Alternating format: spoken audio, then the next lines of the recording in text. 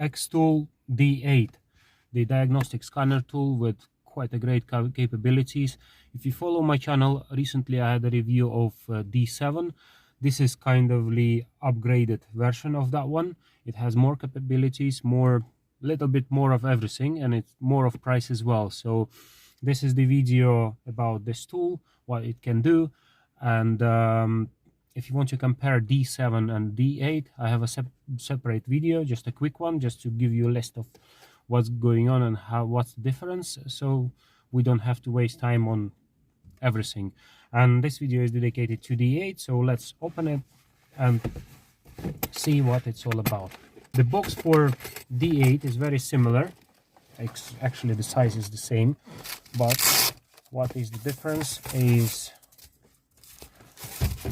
this tool is bigger battery, bigger screen, bigger memory, bigger RAM, and for all of that it needs bigger charger. For some reason, even though it's available in UK, I have US charger and the European charger. I have adapter. Maybe it's just some international version I got here. Then we have a USB cable, because it has USB port here, VGA going to OBD, and charger and power button. It can charge through this port as well when you connect it to your car, so it's gonna get power off your car as well. But it has about 10,000 milliamperes battery, so it's capable to stay on for a while. So let's power it on. As it goes on, it has a little animation looking like a car gauges.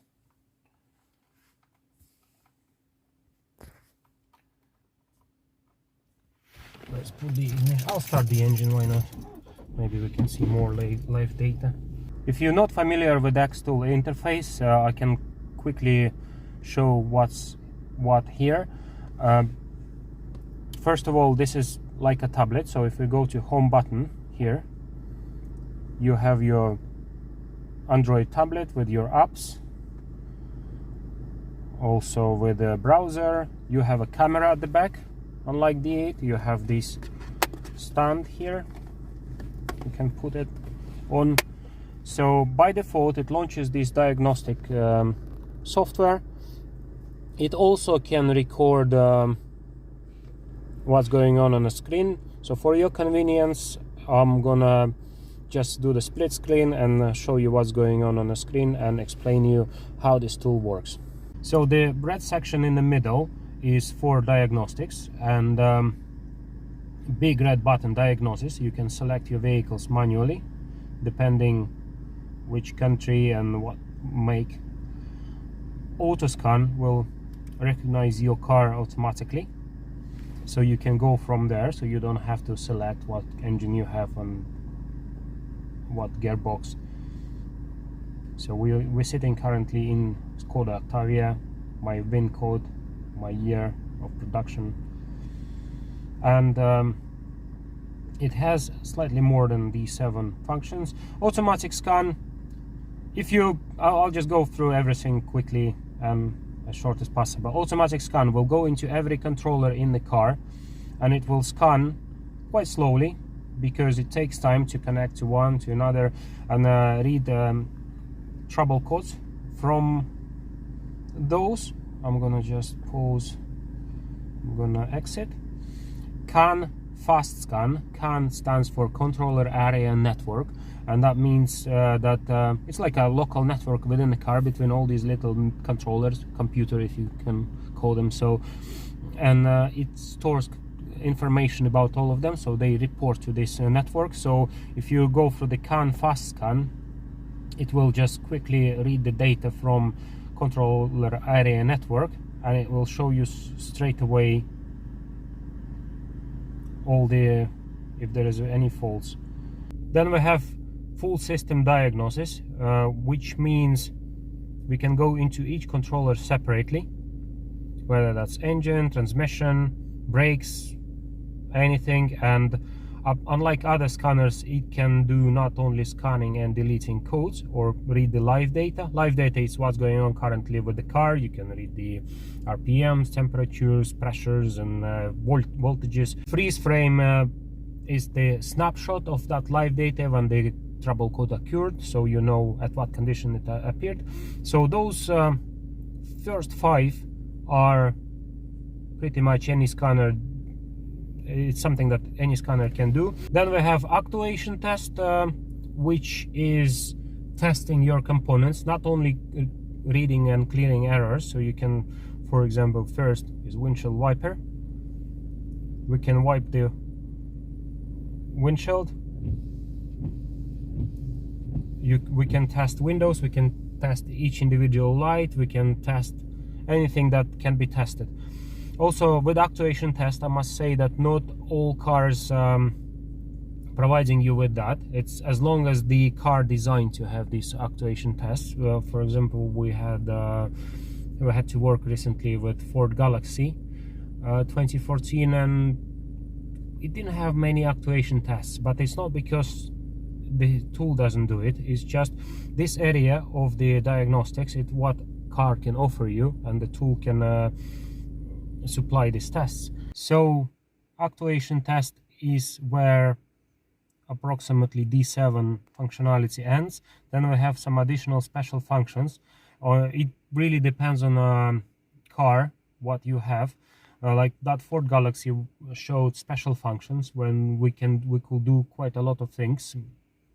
Like we've done gearbox learning on Ford Galaxy. So when I'm said Ford Galaxy doesn't have too many actuation tests, it doesn't mean that this tool cannot work with Ford Galaxy. It can still do a lot as long as the car allows it. So we've done some serious gearbox repair on power shift automatic gearbox for Ford Galaxy, and we've done the gearbox learning yesterday, and Skoda shows this. Also, actuation tests can be different. Like in this car, I can control each individual element of the door. For example, I can do window, I can do mirror, I can do lights. On that Volkswagen that I have, it will be sequential tests, so it will go in steps, testing everything. So it really depends what your car gives you, what capabilities, and then what this tool can digest out of those capabilities. So adaptation is when you want to if you install new element that needs adaptation, so it can do this. Basic settings, security access, whatever that means, coding, it's probably out of my league.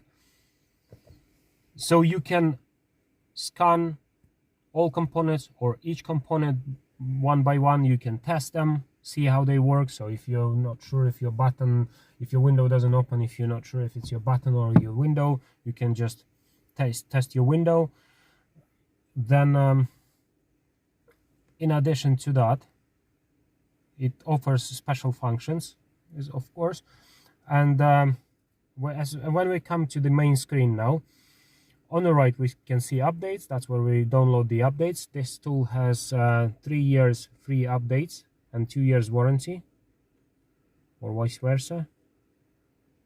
No, it's 2 years warranty and 3 years free updates.